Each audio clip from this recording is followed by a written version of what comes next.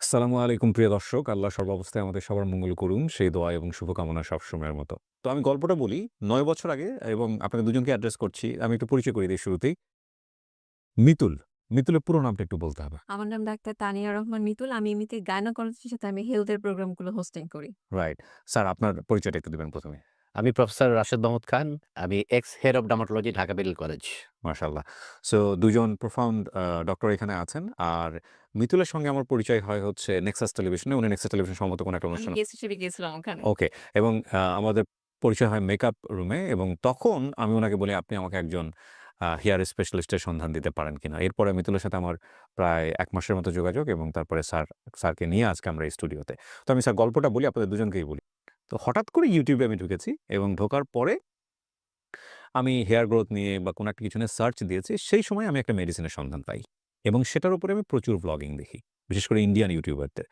এবং সেখানে বড়, বড় ডক্টর যারা আছেন, ডার্মাটোলজিস্ট যারা আছেন তারা বক্তব্য দিয়েছেন এবং সবাই নির্দ্বিধায় স্বীকার করেছেন তখন পর্যন্ত মানে আমার ১-১.৫ মাস আগ পর্যন্ত জানা যে মেডিকেল সায়েন্সে একমাত্র অ্যাপ্রুভ একটা মেডিসিন FDA কর্তৃক অ্যাপ্রুভ।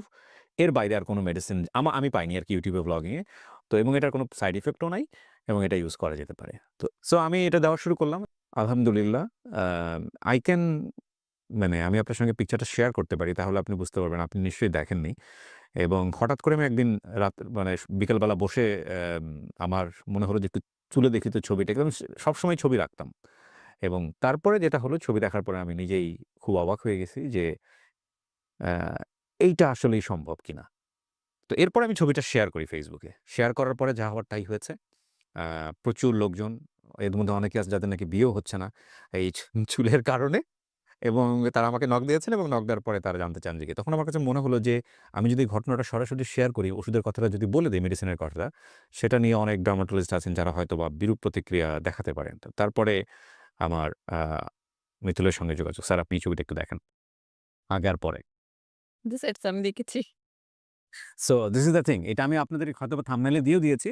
এটা আমার আগে আর পরের ছবি আল্টিমেটলি। হ্যাঁ, এটা আমি দেখিয়ে দিয়েছি। এখনকার প্রোগ্রেস আমি আমার ভিডিওর মধ্যে দেখাবো। এখন আরো বেটার আলহামদুলিল্লাহ। এবং অনেকেই মনে করেছে আমি বিজ্ঞাপন করার জন্য এটা করছি।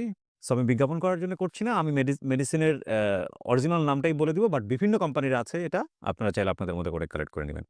তো আমি সেটা ৬ মাস খেয়ে এখন তো আপনার আলহামদুলিল্লাহ। আলহামদুলিল্লাহ যে হবে এবং সবচেয়ে মজার ব্যাপার আমি তো অনেক পড়াশোনা করলাম। এখন আমাদের কাছে পিসিও পেশেন্টরা আসে। পলিসিস্টিক ওভারিয়ান সিনড্রোম একটা ইয়াং মেয়ে, ওর চুল পড়ে যাচ্ছে, একনি। আমি এখন এটা প্র্যাকটিস করা শুরু করেছি এবং আমি শুধু না আমার পেশেন্টরাও আসলে খুব ভালো ফিডব্যাক এক্সাক্টলি। দিচ্ছে। আমি আমার ব্যক্তিগত জায়গা থেকে বলতে পারি এটা শুধুমাত্র FDA অ্যাপ্রুভ একমাত্র মেডিসিন এখন পর্যন্ত। এর বাইরে যা আছে সাবান, শ্যাম্পু থেকে শুরু করে পেঁয়াজ থেকে শুরু করে সমস্ত কিছু এগুলোর কোনো কিছুই রিসার্চ এ এখন পর্যন্ত আম কোনো কিছু অ্যাপ্রুভ না। আমি কি স্যার ভুল বলেছি? না ঠিক আছে। ঠিক তাহলে স্যার এই যে আমরা এই কোটি, কোটি টাকা সাবানের পেছনে, শ্যাম্পুর পেছনে, তেলের পেছনে দিচ্ছি এটা কি সম্পূর্ণ এগুলো ওয়ার্থ একটা মার্কেট? আসলেই তেমন কোনো কাজ করে না। আমি যেমন মাথায় তেল দিলেও ভালো, না দিলেও ভালো এরকম আরকি। এবারে এতে কারো অভ্যাস হয়েছে যদি আপনি ভালো ফিল করেন আপনি দিতে পারেন তো আরকি। এই চা এটা দিয়ে যে চুল গজাবে এরকম কোনো এভিডেন্স অ্যাকচুয়ালি ওই যে বিজ্ঞাপনে যে দেখায় যে মানে ১ ফোঁটা দেওয়ার সঙ্গে, সঙ্গে বিশাল লম্বা হয়ে গেল চুল। অ্যাকচুয়ালি এই ধরনের এভিডেন্স আমরা কিন্তু ওই যে আমরা যা বলছি এভিডেন্স বেসড মানে প্রমাণিত রিসার্চ করে প্রমাণিত that's what we are talking. আর ওই যে তেলের ভিতরে যে স্যার এত কিছু ওই যে বিভিন্ন শিকড়, আদা-টাদা সবকিছু মিক্স করে দেয়। আচারের মতো একটা স্মেল হয়ে যায়। এইগুলার কোনো এভিডেন্স নাই। এবং এগুলো বিজনেস দেখলাম অনেক ভালো। তবে এভিডেন্স আছে যেমন সাপ্লিমেন্টস আপনি খাওয়া-দাওয়া ফুড হ্যাবিট কি হবে, আপনি হেলথ কি খাচ্ছেন, জি, ওটার কিছু এভিডেন্স আছে। দেয়ার আর সাম রিসার্চ অন দ্যাট। ওকে। কিন্তু এই ধরনের কোনো এভিডেন্স আমরা দেখি না। তো স্যার আমি একটু জানতে চাই আপনার কাছ থেকে এটা কত বছর ধরে এটা অ্যাকচুয়ালি ইন দ্যা 70s এ ১ম এটা হাইপারটেনশন এর জন্য ইউজ করা শুরু হলো। রাইট, মানে ম্যালিগন্যান্ট হাইপারটেনশন মানে যেই ম্যালিগন্যান্ট হাইপারটেনশন কন্ট্রোল করতে পারে না সেরকম শুরু হলো। আ আ সেটা আপজন নামের একটা কোম্পানি। তারা শুরু করলো তখন ওরা ইনিশিয়ালি এটা FDA অ্যাপ্রুভাল পেল ফর অনলি 2 উইকস। খুব ইমার্জেন্সি বেসিস এ। ওকে। তখন দেখা যাচ্ছে ভালো কন্ট্রোল হয় প্রেশার তখন ওরা আরো বেশি দিন করা শুরু করল। তখন দেখা গেল যে না এটা তো দেখা যায় সাইড ইফেক্ট চুল গজানো শুরু হইছে। তো তখন কিন্তু তারা যেটা করল তারা ইন 80s এটা তারা লুকানোর চেষ্টা করল। হুম, তখন একটা জার্নাল বের হলো নিউ ইংল্যান্ড জার্নাল এই যে জার্নাল অফ মেডিসিন। ওখানে বের হলো এই কথা। তারপরে লুকায় রাখতে পারল না তারা। Then in the 80s Pfizer company নিল। নিয়ে ওকে, তারা চুলের জন্য ১ম ওটা তারা স্টার্টেড অ্যাপ্লাইং চুলের জন্য। ওকে। ইনিশিয়ালি এটা ছিল একটা ব্লাড প্রেশার মেডিসিন। ওকে। কিন্তু কথা হচ্ছে যে আমরা এতটা মানে মাস লেভেলে আমরা জানি না কেন? আমরা যে এত সাফার করছি, মানে এই চুল নিয়ে যে বিশেষ করে চুল পড়ে যাচ্ছে, টাক হয়ে যাচ্ছে, লোকজন বিভিন্ন জায়গায় টাক সমাধান করুন ১ মিনিটে, তারপরে বিভিন্ন রকমের ব্যাপার আছে। কিন্তু এই যে পারফেক্টলি একটা মেডিসিন আছে বাজারে, এটা আমরা জানি না কেন? এটা কিন্তু আসলে আমরা ডার্মাটোলজিস্ট জানি। আচ্ছা। আমরা কিন্তু বহুদিন ধরে সাধারণ মানুষের কাছে আমরা জানি। মানে সাধারণ মানুষের কাছে আসলে কখনো মেবি বলা হয়নি বা আমরা বলেছি হয়তো বা এটা আসলে ধরতে পারি নাই। ওকে, সো এটা একটা ব্যাপার ছিল। আর ভাই আপনি একটা কথা বললেন যে আসলে আমরা জানি না। আমাদের আসলে মন যা জানে না, আমাদের চোখ তো তা দেখে না। এক্সাক্টলি। কিছু ল্যাকিংস আছে যারা আমরা আসলে মিডিয়াতে এতটা কভারেজ করতে পারি নাই। সাধারণ মানুষ সবাই জানবে যে তেল নয়, এটার চিকিৎসা রয়েছে। আমি স্যার মানে এটা আপনার কাছ থেকে বিনয়ের সহই জানতে চাই। সারা পৃথিবীতে মাল্টিন্যাশনাল বিগ পাওয়ারফুল ব্র্যান্ড। তাহলে এইরকম একটা হোয়াক্স দিয়ে কিভাবে তারা ইন্ডাস্ট্রি দাঁড় করিয়ে রেখেছে?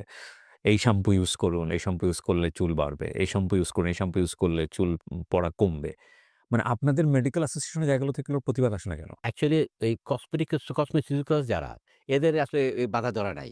কিন্তু আমাদের যে মেডিকেল গ্রেড যেখানে আসে সেখানে কিন্তু উই হ্যাভ টু আমাদের রুলস অ্যান্ড রেগুলেশনস সবকিছু হিসাব করে চলতে ওকে, হয়। এত লো স্ট্রেংথ এগুলো ইউজ করে খুব একটা সমস্যা হয় না। খুব একটা সমস্যা হয় না।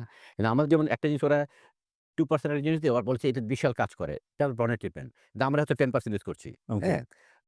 সো পেঁয়াজে নিয়ে বলি আমরা, পেঁয়াজের কথা শোনা যায় অনেক। এটাও তো মেডিকেল সায়েন্স অ্যাপ্রুভ না। অ্যাপ্রুভ করে না। তবে there is a scientific basis. ওকে, এটা হচ্ছে স্পেশাল একটা স্কিন কন্ডিশন যেটা হচ্ছে আমরা বলি অ্যালোপেশিয়া এরিয়াটা। গোল হয়ে চুল পড়ে গেল মাথায়। অনেকে ওকে, বলে টাকপোকা খেয়ে ফেলছে। ওকে। তা আমরা বলি যে টাকপোকা খুঁজে পাওয়া যায় না কোথাও।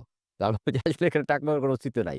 ওখানে আমাদের ভিতর থেকে অটোইমিউন বলি আমরা। ভিতর থেকে অটোইমিউন একটা যে আমাদের ইমিউন সিস্টেম যে রোগ প্রতিরোধ ক্ষমতা ওটা অ্যাটাক করে মনে করছে চুলগুলো বা ভাইরাস ব্যাকটেরিয়া ওকে অ্যাটাক করে ধ্বংস করে দিচ্ছে। সো এরকম সিচুয়েশন। তো ওই জায়গায় দেখা যায় যদি পেঁয়াজ ঘষা হয় তাহলে একটা ইরিটেশন হয়। ইরিটেশনটা কখনো চুল গজাতে সাহায্য করে। ওকে। সেটা কিন্তু অ্যাকচুয়ালি পেঁয়াজ ঘষা is not a scientific evidence based না। তো ওখানে গিয়ে সুড়সুড়ি দিলেও আল্টিমেটলি এরকম করলেও অনেক সময় হয়ে যায়। সেখানে চুল গজাতে পারে আরকি। That's how it works. Thank you so much. আপনাদের দুজনেরই খুব গুরুত্বপূর্ণ সময় নিয়ে ফেললাম।